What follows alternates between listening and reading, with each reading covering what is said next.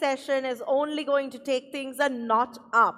Because as we set our stage up for the next session, what we're going to talk about is India's next retail growth map. How is it that strategic expansion in a capital conscious market can be done? Well, we're going to talk about how today capital efficiency has truly become a critical, whether it is growth, whether it is retailers, developers, all of them are rethinking on expansion strategies, and that is making sure that we talk about emerging locations, whether it is from tier 2 or tier 3 cities, highways to airports, amazing connectivity coming forth, and what does this opportunity present to us? What formats are really viable? Talking about how partnerships are evolving today will be our next set of speakers. So we're so glad that we get an opportunity to understand how CXOs deciding to open up, to scale, using data in the right way. Now that our stage is all set, let me have the pleasure of welcoming Mr. Rajat Wahi, Senior Advisor, CPG and Retail.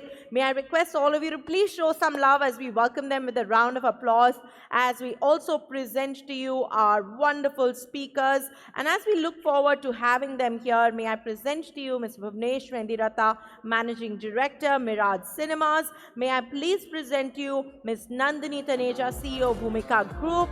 May I welcome on stage Mr. Ajay Bindru, Managing Partner, Beverly Hills Polo Club Lifestyle Private Limited, India. May I also have the pleasure of welcoming Mr. Mukesh Kumar, CEO, Malls and Business Head, New Businesses, Infinity Malls, K. Raheja Realty. May I welcome Mr. Aman Trihan, Executive Director, Trihan Iris. Once again, a noted industry leader amongst us, are some of the most renowned voices that you're going to witness here, are fantastic thought leaders. So my humble request to all our guests who are standing at the left end, may I request all of you to please take a seat. As I also request my moderator, Mr. Rajat Wahi, to please join us on stage as we look forward to these interesting conversations. I know this day is also meant for networking, but I'd really appreciate if all my guests at the extreme left could please take a seat so that we can kickstart with these very interesting conversations and dialogues. My wonderful guests, please be kind. All yours, Mr. Wahi. Thank you, everyone. I think as people settle down, it's a pleasure to be back here for another great session. I've got a fantastic panel with me. So rather than me doing a hash job of trying to introduce them, maybe I'll just start with you, Aman, and if you guys can just do a quick intro about what you guys do, what company you represent, it'll be great. Please start. So hi, good afternoon, everyone. I'm Aman Trehan from Trehan Iris. So we have various facets of our real estate business, and one of the facets is commercial retail and offices as well. We're making a couple of malls in Delhi NCR, and so yeah, I'm joining here for this panel, and thank you to MAPIP for having me here. We operate 2 malls in Mumbai. One is at Andheri and one at Malad. Good afternoon, everyone. I'm Ajay Bindru. I run Beverly Hills Polo Club. So we have recently set up our own subsidiary in India. Ajay, just hold the mic. We are looking to expand in India. So it's a lifestyle brand which is global, and yeah, so we are looking forward to have a chat today. Hi, good afternoon. I'm Nandini Taneja, and I represent a group called Bhumika Enterprises. We own across various retail assets, residential, hotel, retail. And I basically represent the retail and the hotel assets. We've got mall operation in Udaipur and now opening in Faridabad, Gurgaon, a couple of other centers in NCR. Bhuvnesh. Hello, good afternoon, everyone. My name is Bhuvnesh Vendirata. I'm Managing Director for Mirage Cinemas. So Mirage Cinemas is operating close to around 250 plus screens across Pan India. We are the 3rd biggest national player of cinema exhibition, and very, very happy to be here. Thank you. Thank you, guys. And I think just from the last discussion about QCOM versus malls, physical retail, I think our conversation will kind of dive into the same stuff. So just going to start with you, Mukesh. Just talk a bit about some of the latest reforms that we have seen in India. Obviously, a lot of work around GST, the tax slabs which have been reduced. Also, a lot of work around infrastructure building. I see roads, highways, airports, train stations. So a lot of work has been done in the last, say, 3 to 5 years, especially in the last 12 to 18 months. So how is that impacting, what are some of these key trends that you think are impacting consumption, especially if we ignore the war for the time being? So Rajat, I would say it's not just 3 to 5 years. I think the whole journey started from 2010-11. I remember the first few malls were built before 2010, very handful. But I think from 2010-11, this number of malls started being built by the developers, diversified from residential to the commercial to the retail boxes. I think the journey started from there. Today we have close to 60 million square feet, which is A-grade mall, which almost 60% of total retail what we have currently available in the mall space, and the way it's being built. So it is not just about starting 3-4 years, it's a long journey, and today what you look at the number of operators, number of company building more malls across the country with a tier 2, tier 3, tier 1 cities. I think it's really, we have come a very, very long way. And it doesn't stop here. If you talk about the infrastructure, the way it's been built, if you look at the highways, look at the airports, airport retail, which was totally non-existent 10 years back. Today you've got a very high, very large air retail in the airports. Today if you look at the metro stations, look at the new station being built, I've been told that some 6 floor stations are being built in Ahmedabad will have a lot of retail. So I think the way there's a lot of focus on the retail, and when you have so much of retail destination available in the market, consumers will definitely flock those places. The consumption goes up because of that. As far as your tax and GST, these are small triggers. They don't last too long. It'll happen for a month or two, maybe 3 months, then it becomes a new normal. People get used to those low prices in terms of you're buying a product or buying a service, you get used to it. Then that's not something new anymore. But when you get experience, you get a place to shop and you spend time there, I think you get hooked onto it. You want to go back again and again. Here, the mall plays a very, very important role. The lot of amount of money that they spend in creating events, curating,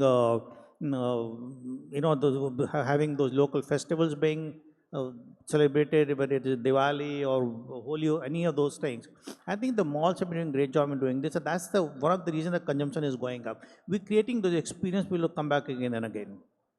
Perfect, perfect. And I think that's what we are seeing across, right? There is a mix of per capita income going up, which means that disposable income is going up. On the tax part, I'm not so sure. I always agree. If you reduce tax slabs, reduce GST, that is perpetual money in people's hands. Hopefully that translates to consumption as well. But the ease of shopping, infrastructure has a huge impact.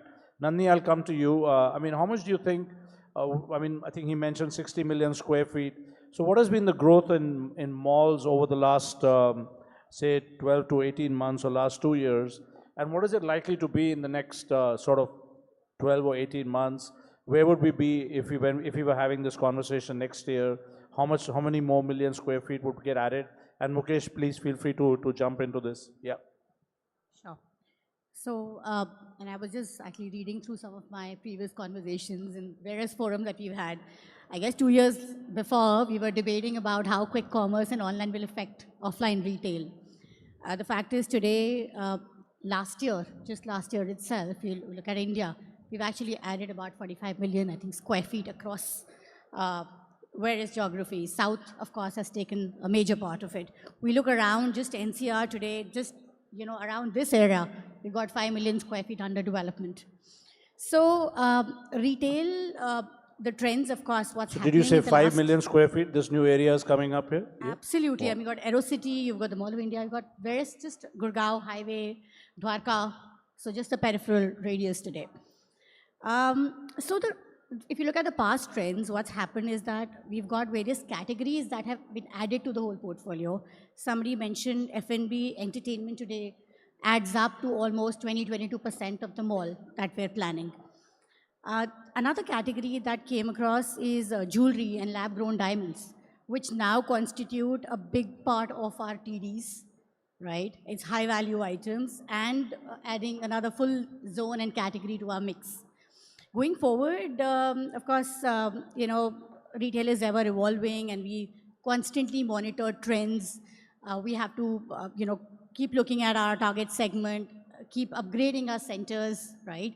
Keeping in mind, what are the Gen Z trends, what is the need of the hour, a plan for maybe pop-up stores to kind of, experiment with certain level of D2C brands or the newer ones that are coming in. So very interesting. I think the past 2 years have been, and going forward also, I see exciting times for our industry. Fantastic. Mukesh, you want to just add to that? In terms of numbers, Rajat, I think last year from the established players, the 8 million square feet came in into operation. And next 12 to 18 months, we are looking at close to 18 million being added more. So how much came in last year? Around 8 million square feet, Wow. which was from the established players. Mind you, there are also players, they are not established. I'm keeping aside small development, which is in the smaller cities. If you add at least 30% from there, we are looking at least 10 to 11 million square feet, which came up last And year. next year is, you said We're another looking 8 at almost close to 80 million, which is from the established players who already have multiple malls. And you add other 30% from the smaller players, which is, if you look at 80 million, we're looking at between 200,000 square feet to 2.2 million square feet. That's the space we're talking about. And mind you, a lot of these centers coming in the smaller cities, tier 2 cities. You could look at Hubli, Vizag, Jaipur, Coimbatore. I mean, all the cities, malls are coming. That means, the culture is already developed. There, people have the money to spend. They also connected very well from nearby cities. So I think today developers can see that, yes, there's a great demand, and that's the brand also looks at the demand being there, and they want to be there. Thanks. That's great to know, man. That's massive expansion, right? That's almost going to, I mean, if you look at, you're saying 18 million, right? So 18 million on 60. So you got almost 30% potential growth on current. You're looking at 100 million very soon, in next 2 years' time. Wow, wow. Those are grade A malls. I'm not even looking at strata sold malls. Those are something very different. Ajay, coming to you, how are sort of malls, physical retail competing today, coping with this push by QCom, ECom? I mean, these platforms are here to stay, at least for the foreseeable future, because they're also changing the way consumers are buying and ordering. And since most of this stuff is, instant gratification type of things, you need something in the house, you immediately order it. But it does impact, footfalls eventually to malls and sort of shopping arcades. So where do you see, how do you see malls and your online physical stores competing with online players like this? What are some of the things that you're seeing as trends, not just in India, but in Dubai and other places, especially China? So, Rajat, if you really look at today, global fashion, e-commerce and quick commerce versus, we call it EBOs or the multi-brand stores.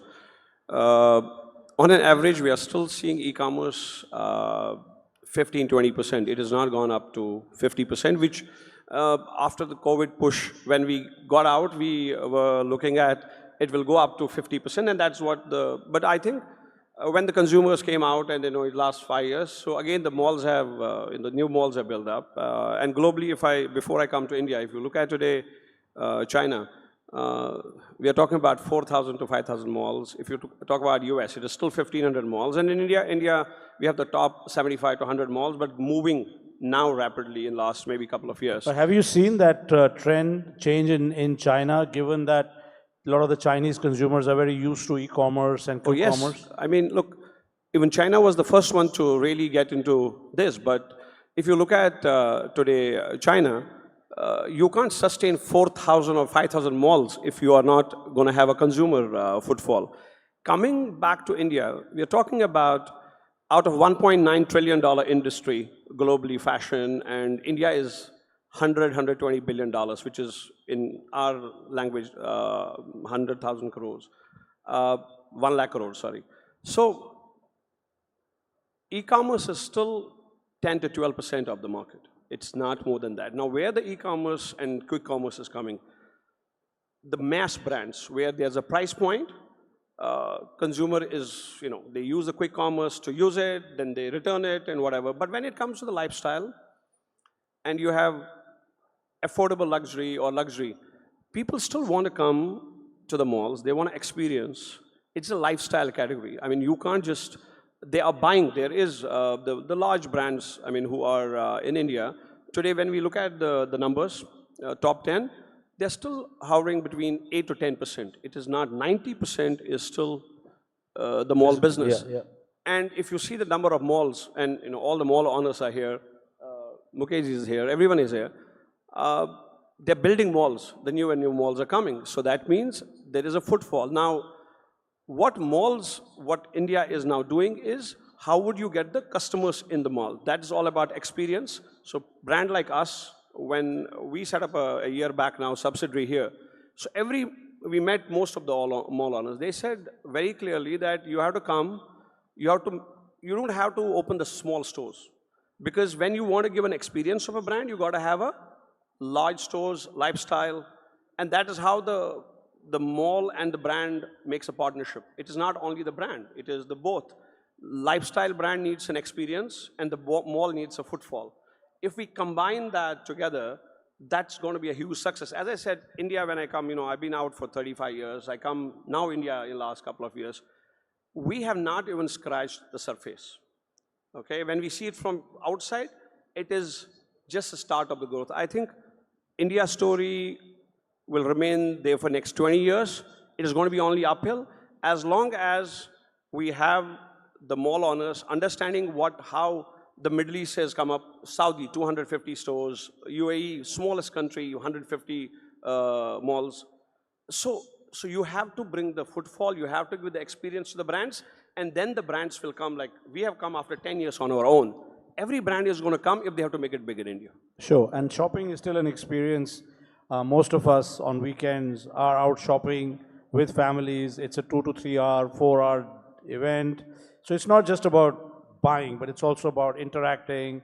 It's where we socially interact. So I don't think that, I remember 8, 10 years ago when e-commerce was a buzz, very new buzz, and I was attending these events in Europe, and these new investors in malls in e-commerce said that malls will stop getting made and people will be only shopping from the house. And you don't forget that there is a whole social element to shopping, etc., which is where malls come in and play. Aman, I'll come to you. Talk a bit about your view on some of this stuff and how do you see malls, competing and with Q-commerce, and what is it that you guys are seeing in your malls and your areas? So, very rightly said that you have to make these places of experiential, social spaces where people can actually come and interact, come and see physically what they're buying. And of course, there are multiple facets to it. You have food, entertainment, which when a family gets out of their house, there's hardly many places to go for them. It's mostly either malls or a restaurant or, a place to maybe hang out with their friends or clubs or something like that. So malls can never really, go out of fashion because of e-commerce. Of course, e-commerce is something that is definitely catching up. They're doing really well. People are buying online, but then those people are going to malls as well because they want to, get out of their homes with their families. They want to experience different things. And, as far as the food industry is concerned, it's become one of the biggest, I would say, crowd pullers in a mall. So that is also an anchor of a space that is really being focused on by all the, mall owners. People are opening really good restaurants, experiential dining places, experiential shopping places, entertainment places. Now cinemas have started doing well. And all in all, with the infrastructure, the way we are going in India, in the major cities, and obviously tier 2, tier 3 cities as well, the infrastructure is picking up really well with the new highways, with multiple locations where residential is coming up. There's no dearth of population in India, and people are earning. So now things have really changed in the past 10 years. People have got money, they've started getting good disposable income. They are spending out. The Gen Z, the new age people are not looking at saving. They're looking at actually earning more. So that is something that's a big shift in our generational shift. What earlier it used to be that people used to save a lot, but then our generation or the generation which is, the Gen Z or, the younger ones, they do not believe in saving anything. So whatever comes in, they spend maybe say 120, 150% of it. It's something like how America was at one point in time, and then how the credit card industry took over and how all these things happened. Of course, it's in the long term, it might not be a good idea, but then again, this is something that is going to happen probably 25 years from now. But right now, it's the space where people want to spend, they want to go and experience things, they want to hang out with their friends, they want to go and have a good time in a mall. So malls will not, I don't think it can ever, go out of fashion for sure. Sure, sure. And I fully agree with you. I think on weekends, what else does one do? You can watch an IPL game if it's on, but if it's not on, there are not too many options people have, right? You have to go for either entertainment or food or shopping. And malls provide that in one location. And if you can make the whole shopper journey seamless, right, from parking to access to navigation, I think it's I mean, it just cannot be And the fact that there are so many new brands that have, sprouted up in India as well. It's a big thing because you can keep seeing these brands online and they are making their presence felt in the physical space as well by various, small pop-ups or things that are coming up. And we must promote them. I always keep on saying on these podiums that these Gen Z brands or the new brands that people are launching, they are the ones who are going to create a different niche for India. Because when you talk about designer brands in France or in Italy, these are the people who come with a lot of creativity and passion, and that's what's happening, with the new age. People are doing everything very passionately, Sure, sure. And Bhuvnesh, I'll come to you. One of the things, you're running, cinemas, and that's obviously a very exciting place, especially with new movies and these better and better screens. And I remember many years ago, people would say that once video came, cinemas would stop. Then when this came, cinemas would stop. But cinemas have continuously adapted, right? And the experience is just fantastic now, especially if you go to an IMAX or if you go to watch one of these movies like, Avatar or whatever on an IMAX. It's just completely blows your mind on the experience. And I'm sure more and more. So how do you see this space changing? And what is it that you guys are doing from a cinema point of view to create that, create that buzz? Because I still feel that cinemas wait for a movie to interact. And if there's no movie, there's nothing going on. How can cinemas also reinvent themselves to start thinking, how do we bring people in more frequently, etc.? Thanks, Rajat. So definitely cinema has been the integral part of the mall. So cinema has always been constructed at the the topmost floor of the mall where the people has to come, the footfall has to go out there. So cinema specifically in India, so what I have seen the way actually cinema got introduced out here, the multiplexes got introduced in Indian market. So right from say all around 2 decades ago also, we made very beautiful cinema, rightly fit for the all the age group people, be it Gen Z, be it elder people, be it kids, be it anyone. So now we are also having a lot of thought process in the cinema, technology adaptations. We want a lot of genres to be adapted by the people in the different technologies also. We are introducing IMAX, 4DX technologies in the ScreenX sort of things. So we have a lot of distinguishing factor in the cinema also. And people are specifically, if you look at the current trend of the Gen Z and the millennial, people are accepting all these trends. And see, I'll give you an example of IMAX. So in India, IMAX has only 35 installations. So suppose in case if you have an IMAX nearby at your home, say around 5 kilometers from your vicinity, people will travel or people will leave at least two to three multiplexes and watch movie at the IMAX only. So that's the beauty of the technology and that's the beauty of the cinema. And one thing is very common among all the panelists, respected panelists sitting out here. They always want to say people are actually want to have the community experience. So everybody has their kitchen at their home. So they don't want to cook every time at the home. They always go outside, prefer food at the restaurants, relish the food at the restaurants. The same way cinema is also there. And plus India has a beauty. India has a lot of diversification. India has a lot of languages. India is the biggest producer of the films in India. And last year, 2020-25 calendar, if I talk about, So India has registered the gross box office collection of more than 13,000 crores. So that's the best part. That's one of the the best numbers in the history of Indian box office.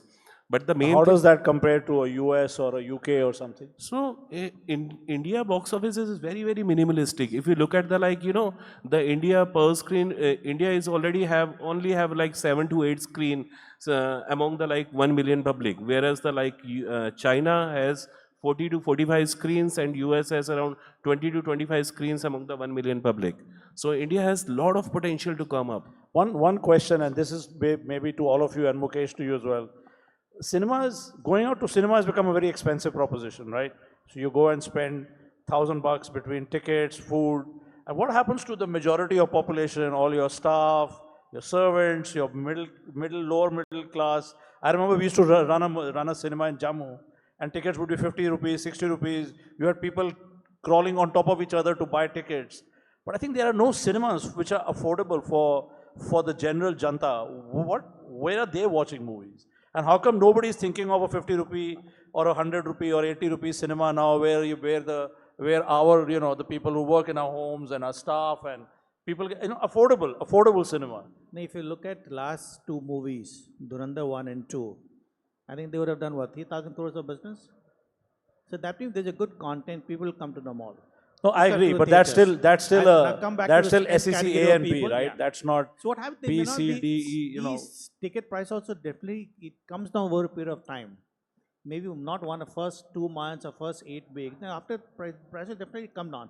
They also was this. No, but I was asking my driver when he last went to see a movie in a hall, and it's been like of course, 5-7 years, right? So what happens to these people, and how come cinema guys are not thinking about this sort of stuff? So there is High a new street brand. cinemas, There's a new brand which is being developed. I just read this 2 days back.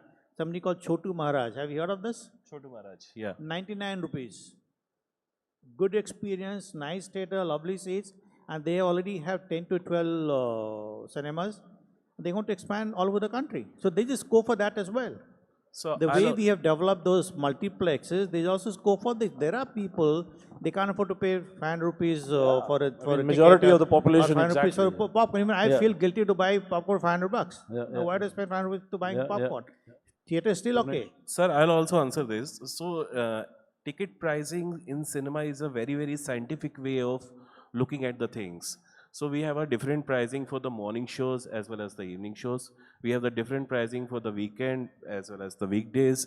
We have one offer day pan-India throughout the India in all the multiplexes chain. That is Tuesday. We are selling all ticket at 92 rupees. So we are keeping everyone in our mind while designing the pricing of the movies, depending upon the movie, depending upon the season, depending upon the festival, depending upon the demand. We generally pick up the pricing of the tickets. And we always keep everyone in mind while doing this. Sure.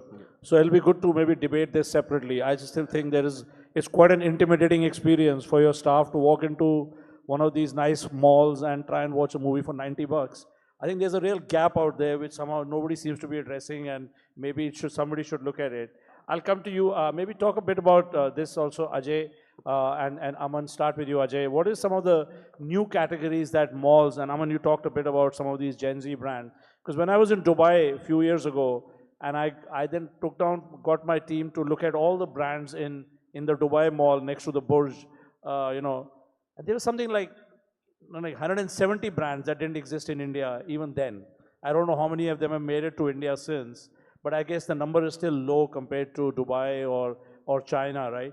So what are some of the things that malls are doing today and brands are doing today to attract the next generation of customers to their outlets? You talk from a brand point of view, and I'll get Mukesh and Aman to address it, and maybe Nandini to address it from a mall point of view.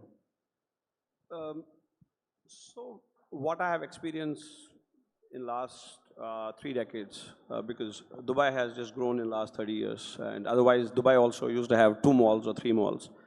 So the experience what malls, whether when the Dubai Mall opened or the Mall of Emirates opened, they didn't only concentrate on the fashion or the accessories. They looked at how would we get the customer in first, and then eventually they'll buy. So for example, Kidzania in Dubai Mall was the biggest hit. Okay, so people will come with children, they do this. The cinemas, again, the biggest hit. Health, the fitness center. So you have all the 360 Planet, and all the gyms went to the malls. And then the biggest category, which is today bringing the customers in, especially in in both Saudi and UAE, is the food. So if you look at the first, I have just last week I heard the Cheesecake Factory has come to India in Bangalore. Now imagine Cheesecake Factory is an international food brand. So it's an automatic for a Gen Z because they know about it. See, today the Gen Z is very aware about it, that what is out, it's all aspiration. Okay, so they've always had the Indian cuisines or whatever, but the moment you get something which is aspirational, okay, so they'd get that. So it's going to happen in India. We never knew that 25% of Dubai Mall will be the food. Today it is. And it is more opening up. So it is all, and then when you are opening the food, it is all what are the brands? And that's where the consumer is coming in. So Aman, is that the same for India? 35% of mall would be food, or would the food area be much less? And Mukesh, maybe you No, guys 35% is right, is actually just about right. So now it's even growing. I don't know how things are going to be in the future, but 35% is something that we definitely need as, now with very good brands coming in. And what are some of the other new categories that you look at So, to drive footfalls? Really about trends. Gen Z really follow trends, and there have been multiple trends in the past few years. There was streetwear. Streetwear was becoming an extremely famous in the main cities, and then it got into the tier 2 and tier 3 cities also. So that trend has now gone into the formal wear.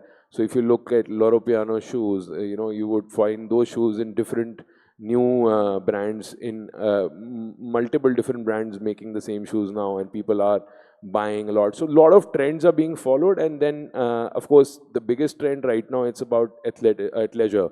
So athletics, like people are going for runs, they're going for high rocks, they're going for. So if any mall is conscious about these trends, it is very important to have them fit in their scheme of things in their malls. And definitely that is really going to pull the Gen Z crowd there. If you do certain kind of engagements in terms of the trends that are being followed worldwide, you can definitely get a great footfall. Mukesh, your thoughts? Yep. And then you come in after. If you look at 10 to 12 years back, when e-commerce came to the country, we have a very limited number of brands. We were basically banking on international brands from the established brand in India. We didn't have homegrown brands at all. But what e-commerce has done is developed a lot of new brands. Today you have more selections. If you look at 2010-11, more than 500,000 square feet you can't fill because you don't have too many brands. Okay, you may be able to fill with large big boxes, but you don't have too many brands. Today, that's not the problem. There are a lot of D2C brands started doing well. Malls are more than happy to accommodate them because they bring in a lot of new customers who are basically shopping online. If you look at a lot of new brands we are doing basically online earlier, they all gone offline because they know they need to be present there. Touch and feel is very, very important. They've seen the value in this. If you're in the mall, and number two, they have the data. So they understand each particular location, I've got so many customers. So I'll be happy to open a shop there. It's also complementing. So e-commerce is not just about companies, it's also complementing you. They've really evolved the entire business. Today, we are talking about 30-35% for food and entertainment because they also another channel for fashion shopping. So people come for experience to the mall for F&B, your salons, your wellness, your spa, those kind of things which you can't go do online. You have to come offline only. So these are a new category which are expanding in the mall because today there is a need. Sure. Any thoughts, Nandini, from you, from a mall perspective? So, the expansion really has happened in two folds. One, categories which earlier occupied smaller spaces like athleisure, sneakers. We probably had one of each maybe, has really expanded. Most of the athleisure brands have taken a larger footprint in malls, and now there's a dedicated clear zone for athleisure and sneakers. The second thing that's happened is we've also seen an entry of, let's say, cult brands into the country. Back in the days, I remember when Ed Hardy was launched, it was a cult brand, right? Now we're seeing brands like Off-White and many others following the league. And another very important aspect is that, in malls, sometimes we have areas that we want to utilize for the time being. We try and create, let's say, pop-up stores or even experiment with categories like co-working. Co-working, social spaces, that also creates, because mostly cafes also, if you see on the high streets, people end up doing meetings. Nowadays, hardly, especially the startups are not setting up their offices. Hence, co-working platforms become social spaces for them to work as well as engage for meetings. So I guess that's another category which is now taking space in malls. Fantastic. Just talking a bit more about what we are seeing as sort of so that's a new category. Just talk a bit about travel retail. Obviously, more and more Indian consumers today traveling, spending time at airports. A lot of religious places have become very, very popular. You look at travel to the Ayodhyas and Varanasi, and I'm sure they are all the temples have been revived. So there's a lot of temple travel to the religious travel. Also, there is a lot of general travel by Indian consumers. We talk about 100 new airports coming up in tier 2 cities in the next 2 to 3 years. So how is travel retail evolving, and how do you guys see, and again, feel free to come in, Mukesh, Aman, Nandini, and for yourself as well. Bhuvnesh, it would be lovely to see some theaters in airports as well, because we have 2 hours to kill and nothing to do, so it'll be good to see some innovation there. But just talk a bit about that. So, travel retail is a very interesting category, actually. It is evolving in India, but it is very new for India. So just throw some numbers so that we understand where we are and where the world is. The total travel retail category is over 120 and 130 billion dollars business. Worldwide. Worldwide, okay? Out of that, the biggest market is right now China with $40 billion. Now look at China, it has evolved in the last 20 years. Travel retail was nothing there. And they have 250 airports right now. How many? 250 airports. Now India is today at 125, 130 airports, small and big, and there are another 100 under construction. So we'll be there in next maybe 3 years or 4 years, we'll have 250 airports. But we are only 3% of the global travel market. We are doing duty-free businesses, $1.2, $1.3 billion, and other domestic, which is the duty paid, is another $2 billion. So we are at $3.2 billion business. Now, if you compare it to not to Europe, which is 20 billion, US, which is 25 billion, just imagine China and us. The number of airports will be the same, but then they are $40 billion business. So how much travel retail? So travel retail is all about the premium experience. So a lot of brands invest in travel retail, not just to make money. It becomes a hoarding for brands. They would like to invest in that. It becomes a free hoarding on the airport. It gets an exposure. And no brand actually wants to make money out of this business, okay? If they get a spot, they're lucky about it. It's a very tough business. In India, it is run by today GMR, GVK, but then you have recently the international players have come. I don't know how many of you know. Noida Airport, we have the first international duty-free operator, Hanuman, who they have done a joint venture with a local partner. And you have a very small Cochin airport run by Avolta today, which is the world's largest the duty-free operator company. So now you have the international, which are very large operators who are like DFS. They will eventually come, okay? But it's a very newest category, and this is going to evolve. So, but this has nothing to do with the domestic market. The more airports, more experience, and Bangalore today is one of the best airports when I travel. I mean, I've traveled over 100 countries, and that is the best experience. And that is what India is going to show in next 10 years, and this category will surprise people. Sure, sure. Any other thoughts, guys? I think I'm done with the questions, but just I'm just trying to just see if there's anything else we missed out on. No, pretty much it. So just some last, yeah, Mukesh, start with you, so and some last thoughts on, just talk a bit about retail versus online versus offline. Where do you see the future? I mean, we're already looking at 18 million square feet coming in, so I think the future looks bright, right? But just talk a bit about where do you see the overall trends. And I think the other thing I just want to address is that while we all keep talking about Gen Z, the real money is not with Gen Z, it's with older populations. So as you think about mall, operations and attracting brands. We should start looking at some of the middle, the older folks as well who seem to have the big purchasing power in India. But talk about that. As I talk about D2C, that's the brand which is really coming to the mall today because they're not very expensive. People can afford it.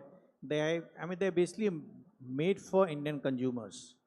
Not very expensive, as I said, so everybody can afford it. If you go to a shop like Soul Store or Snatch, they're not very expensive compared to established brands. So if you get them to the mall, they're going to add value to it, and your Gen will come to your mall anyway. Now coming back to the number of malls, there's very interesting data what that was shared by Zudio. We have 800 districts in the country today. 800? Districts in the country. Each district had at least 2 million people. So we can have at least 800 good malls, A-grade malls. There's a huge opportunity. And they are consumers because they are buying online. Today, if you look at the data, they're all buying online. I mean, there are people they can afford to buy all your brands, whether it's a homegrown brand or international brand or established brands. So I think there's a huge potential. And e-commerce, I don't think this is a competition. They're complementing it. They're giving a lot of data. So in fact, they're expanding the market. They're developing new brands because today they're promoters. They want to test the market through online presence. If they do well, then they go offline. So that's become a platform also to test your market. Sure. Aman, last thoughts? So, of course, there is now, I also want to talk about a little bit about travel retail, because a lot of people, they do go abroad and shop at these, factory outlets or various different kinds of outlets which offer good discounts on very nice brands. So that model has not been, I don't know, it hasn't come. Nobody has really taken that leap of faith. Yeah, why is that? Given how conscious we are as price-conscious shoppers, and so yet there is not a single decent outlet mall in India. Some of us have tried, but I don't think those brands are willing to come, on discount to India till now, because that's the kind of, mindset that they have. That has to change. That has to be, they have to be invited in such a way that such places should be built in the future. It's very important to have those brands come in on discounts, because those places do really, really well. I mean, we ourselves, I myself go there and I buy a lot of stuff, and I don't buy anything for the entire year when I come back from there. That's one thing. And of course, like Mukesa said, that e-commerce is complementing physical stores, because any brand that is available online, it's available. I mean, I'm talking about the bigger brands, the ones like Zara or H&M or Uniqlo. They're all available online and offline. So everybody trusts the offline market way more than the online market. And definitely that data that we are getting, all the data points from throughout India or the world, everybody understands where the demand is, once that data is given to them, or they can search, and then they can target those areas where the demand is. Sure. Ajay, last thoughts? So you just mentioned about outlet malls. It's the same. Brand will only go to the outlet malls if you give an experience. You can't just open up an outlet mall on the street and then have the mall. Yeah, outlet mall is a whole day destination. Yeah, look at London, Bristol, and so you have to give again a village experience and food and. Why has that not come up? What is the logic for that, Mukesh? Given how conscious we are about discounting and pricing, and people travel miles to get discounts, and yet there is no outlet mall in other countries, you reach any place in 45 minutes to 1 hour's time. In India, it takes much longer. To get out from the city will take you 1 hour. Your highway may be very good, but traveling within the city is still very difficult. Nobody wants to spend 3 hours to go and come back to do shopping for 2-3 hours. So, but if you're in London, you go to Bicester, it's a 2.5, 3-hour drive or train, 2-hour train. Then you spend the whole day there, shop till you drop. Then you carry all that stuff back in the train. So yeah, the commuting has to be seamless, yeah, but it's still 2-3 hours. So I'm just saying you have to create that. It's a whole day out. I mean, you've got to create a day away. I think it is, again, a new category. I just drove on Gurgaon Mumbai Express last time when I was here. I think anyone, if you go 30 minutes out, and you open up a beautiful outlet mall, Yeah, it'll you pull will have people. all the brands going there, but Yeah. you have to create the experience. Create the experience. So there's an opportunity for mall owners, guys. Think about that. Well, let's not say, because some developers have tried this. I think there's a small one, Pacific is open. There's one opening in Mumbai Yeah. also. The challenge here is not, the real estate can be created, but the brands to have the right supply for outlet malls isn't existing today in the Yeah, country. there is so much discounting. So it's the logistics all these which malls, is, all these brands, ask them how much. 30% of it is Because- basically EOSS. So I mean, there's no shortage of inventory. The All of that ends production- up in Lajpat Nagar and Sarojini Nagar with cut labels. No, I but mean, the why same not create the brands. outlet malls to get people to come there? We as brands will prefer outlet malls than the Yeah, e-commerce then- discounting. Absolutely, absolutely. well, let's build, of course, let's build more.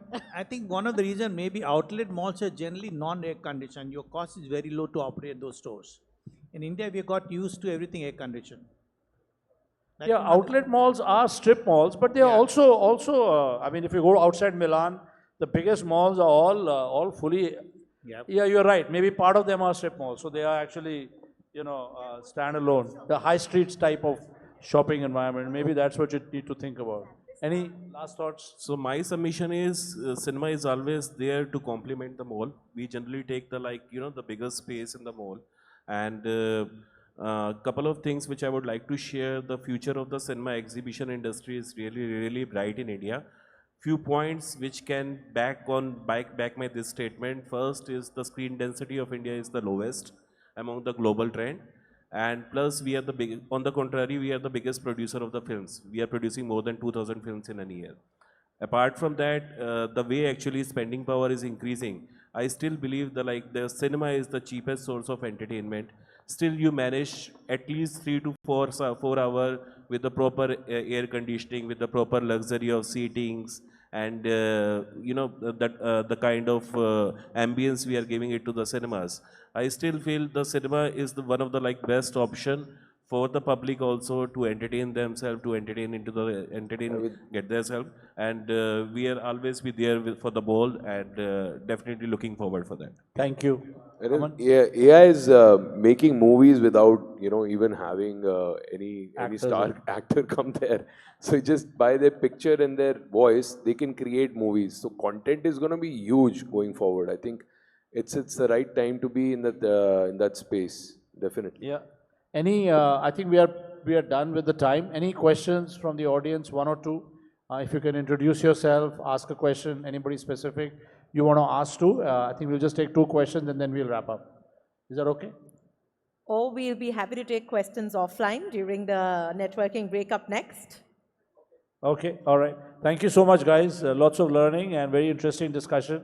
And it'll be good to maybe continue the discussions over lunch. But thank you so much for your time. Really great stuff. Thank you so much, Mr. Rajat. Wahi, may I request you to please present each of our speakers with a little gift hamper from our side. And I'd like for you to do the honor. Some excellent thoughts being put out there. How is it that we can, for each, yes, they're the same, and I'm sure that each of you are going to enjoy this. So as I request Mr. Wahi to present them all with the gifts, I'd like to share with all of you, my wonderful audience members, that make use of the India Advantage right here as we talk about reforms, retail, and the rising consumption. Some spectacular points mentioned by each of our session speakers out here. What are your thoughts on this? We'd love for you to enjoy some conversations over the next networking break up next. And as we thank Mr. Trehan, may I also request Ms. Rima Punya to please join us on stage and personally thank Mr. Rajat Wahi. You know, the way he sort of plans it out together, this segment had to be one that we look forward to. So, sir, may we take this opportunity and thank you for your time.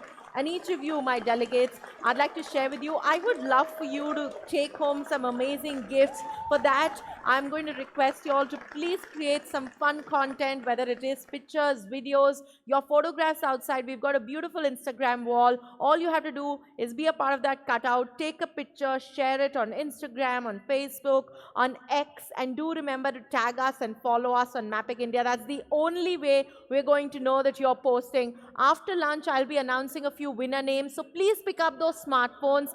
I don't know how many of you have had an opportunity to look at the centerpieces that we've created out there for you, but they actually rotate. So if you see these beautiful center places that we've put, and you rotate, there's something sweet that's been put together. So like I said, there's a lot of planning that has gone behind creating this, and I would love for you to create a few videos, images, pictures.